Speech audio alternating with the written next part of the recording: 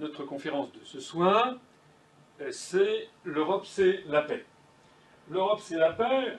Souvent, vous l'avez entendu, vous en avez souvent entendu parler, en pensant à la paix PAIX. Parce que c'est ce que l'on explique au peuple français, qu'en réalité, l'Europe unie est gage de paix. Vous voyez, ça c'est une affiche qu'il y avait à la fin des années 40, début des années 50, où l'on voyait l'Europe avec une protection avec des drapeaux européens, puis vous voyez une espèce de nuée qui pleut, et si vous regardez bien dans cette affiche, il y a des petites faucilles et des marteaux rouges qui s'apprêtent à tomber. Donc vous voyez, l'orage est au-dessus du pacte de Varsovie, et donc l'Europe unie est un gage de paix. On voit donc bien que la construction européenne a vocation, en effet, à s'opposer au pacte de Varsovie dès l'origine. Et puis, vous voyez ici, par exemple, un livre qui est paru il n'y a pas très longtemps, Robert Schuman, Homme d'État, citoyen du ciel. Ça fait partie de ces présentations que l'on fait d'un Robert Schuman qui aurait été une espèce d'ange. Vous savez d'ailleurs que Robert Schuman fait actuellement l'objet d'un procès en canonisation à Rome, au Vatican. Et donc, nous avons affaire à une présentation, j'allais dire, de nature sulpicienne, de nature à l'eau de rose, sur la construction européenne. Et cette conférence a un titre que j'ai voulu malicieux, qui est « L'Europe, c'est la paix, mais cette fois-ci avec un E, c'est-à-dire la paye, la rémunération ». Je commencerai cette conférence en rappelant ce que personne ne dit aux Français, en tout cas très peu de Français le savent, c'est qu'en réalité, l'Europe ne produit rien. L'Europe en soi ne produit rien. C'est une pompe aspirante et refoulante d'argent. C'est comme si vous aviez une pompe, par exemple, qui distribue de l'eau. La pompe, elle ne produit pas d'eau. Elle prend l'eau quelque part et elle la redistribue quelque part. Donc c'est pareil avec la construction européenne. La construction européenne, ça consiste à ce que tous les États membres de l'Europe versent de l'argent à Bruxelles, je simplifie, et Bruxelles restitue cet argent aux différents États. Alors évidemment, comme vous l'avez compris, si Bruxelles redistribuait le même argent que ce que chaque État a mis, ça ne servirait à rien. Donc la pompe, elle aspire de l'argent, elle redonne cet argent, mais elle ne redonne pas l'argent de même façon qu'elle l'a aspiré. Il y a des États qui vont recevoir moins d'argent qu'ils n'en ont mis, et il va y avoir des États qui vont recevoir plus d'argent qu'ils n'en ont mis. Voilà comment ça marche. Et puis, par ailleurs, il va falloir nourrir la structure, comme on dit, c'est-à-dire il va falloir financer le fonctionnement de cette pompe aspirante et refoulante d'argent. Alors comment ça marche? Eh bien ici, on a un schéma assez rapide. C'est l'argent, en réalité, provient principalement de quelques grands pays qui sont l'Allemagne, la France, les Pays-Bas, l'Italie, le Royaume-Uni et la Suède. Ce sont les principaux contributeurs nets, comme l'on dit. Et puis, ceux qui sont les principaux bénéficiaires nets, eh bien, c'est l'Estonie, la Pologne, la Hongrie, la Lituanie, c'est-à-dire notamment des pays de l'Est nouvellement entrés. Donc ça veut dire, vous l'avez bien compris, la Pologne par exemple va donner, mettons, je ne sais pas, X milliards d'euros à Bruxelles, il va recevoir Y milliards, Y sera très supérieur. Donc en fait, il y aura un transfert de fonds provenant de France, d'Allemagne par exemple. Donc ça c'est le schéma qui se passe, mais dans cette petite animation que je vous ai faite, vous voyez qu'il y a au passage, quand il y a des milliards qui circulent, il y a des milliards, vous savez, c'est comme dans les canalisations d'eau, eh bien il y a souvent des fuites. Et donc il y a des fuites, ce sont les euros qui disparaissent au passage, qui disparaissent notamment pour financer la structure de la pompe aspirante, pour financer Bruxelles, et qui va être également dans cet argent, on va trouver aussi des sources de gaspillage ou de dépenses somptuaires. Ce circuit des fonds européens pour la France se présente de cette façon. Ici, nous avons la Commission européenne.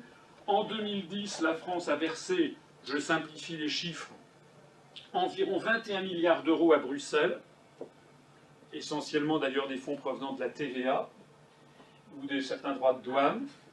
et qui vont donc être transférés à la Commission européenne. L'argent payé par les Français.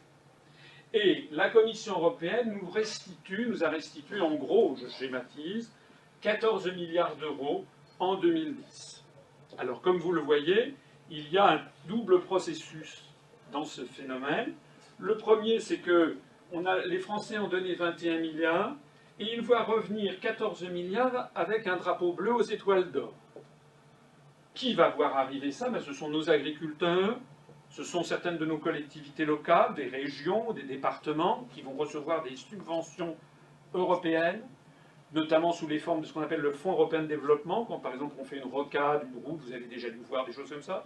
Il y a aussi un certain nombre d'associations ou de musées qui vont avoir des subventions, la Commission européenne finance, etc.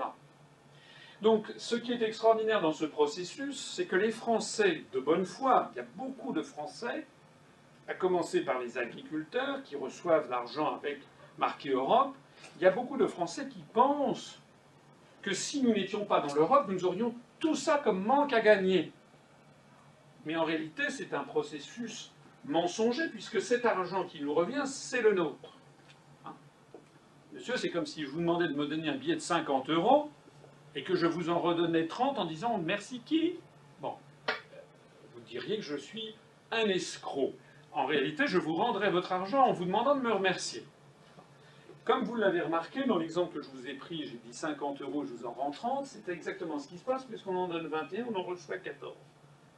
Ça veut dire qu'il y a 7 milliards d'euros qui disparaissent, en gros. Et ces 7 milliards d'euros servent à financer, d'une part, la Commission européenne, le Parlement européen, etc., mais d'autre part, servent aussi à financer les autres États, notamment les pays de l'Est, selon le schéma que je vous ai montré tout à l'heure de financement par l'intermédiaire de la Commission européenne. C'est ce qu'on appelle les fonds structurels pour aider les pays de l'Est notamment. Alors, on va commencer notre premier chapitre, une fois que ceci a bien été remis en perspective, par ce que j'appelle les profiteurs. On va voir, là, cette conférence est bâtie en 3 chapitres, qui vont du moins grave au plus grave, ou du moins important au plus important en termes de volume financier. Donc là, on commence par les choses qui sont un peu anecdotiques. Je le répète, ça n'est pas, on peut trouver ça à critiquer toujours, mais c'est quand même des anecdotes qui méritent d'être soulignées, comme vous allez le voir. Alors, la première chose, c'est ce que j'appelle les profiteurs de la Commission européenne. J'ajoute qu'avec la construction européenne, là en jaune c'est les pays de la francophonie, avec la construction européenne, la France se coupe progressivement du reste du monde, et notamment des pays francophones, qui constituaient le socle de sa puissance et de son rayonnement mondial. Avec les fonds structurels dits européens versés aux nouveaux États membres, vous savez que ces fonds dits européens, c'est nous qui les payons avec l'Allemagne, je vous l'ai montré tout à l'heure. La France, par l'intermédiaire de l'Union européenne, donne 90 fois plus d'argent à Malte ou à Chypre qu'à la Tunisie par habitant. Nous donnons 200 fois plus d'argent à la Lituanie qu'au Sénégal par habitant. Et en plus de ça, les gens qui reçoivent cet argent ne savent même pas que c'est nous qui le donnons, ils croient que c'est l'Europe. Voilà. J'aimerais qu'on me dise sur la base de quelle logique la France accepte de verser entre 80 et 200 fois plus d'argent à chaque Polonais, ici une vue de Varsovie, c'est un pays déjà assez largement développé quand même, plutôt qu'à chaque Marocain ici Essaouira, beaucoup plus pauvre, donc nous sommes beaucoup plus proches des Marocains que des Polonais, même si nous avons des liens avec la Pologne. Pourquoi est-ce que nous donnons 200 fois plus d'argent à chaque Lituanien ici Vilnius plutôt qu'à chaque Malien ici le village de Yalé? Je me permets de signaler que nous n'avons aucun lien particulier avec les pays lettons, la Lituanie, les pays baltes, la Lituanie, la Lettonie, l'Estonie. Je n'ai rien contre.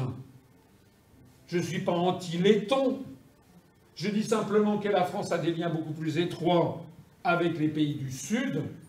Le Sénégal, les Sénégalais ont payé le prix du sang lors des conflits mondiaux. Les tirailleurs sénégalais, on a su les trouver au moment fatidique. Nous avons en France 5 à 6 millions de Français d'origine maghrébine. Nous avons d'ailleurs des Sénégalais ou des Maliens qui, en France, payent la TVA, même s'ils ne payent pas l'impôt sur le revenu, ils payent la TVA à chaque achat. Or, justement, les fonds qui sont versés à l'Union européenne proviennent de la TVA. Donc on prélève cet argent et on donne 80 à 200 fois plus d'argent à des Lituaniens avec qui nous n'avons aucun lien historique, linguistique, culturel, migratoire, familiaux, commerciaux, culturels, etc., plutôt qu'aux anciens pays d'Afrique, enfin aux pays d'Afrique francophone, aux anciennes colonies françaises en Afrique.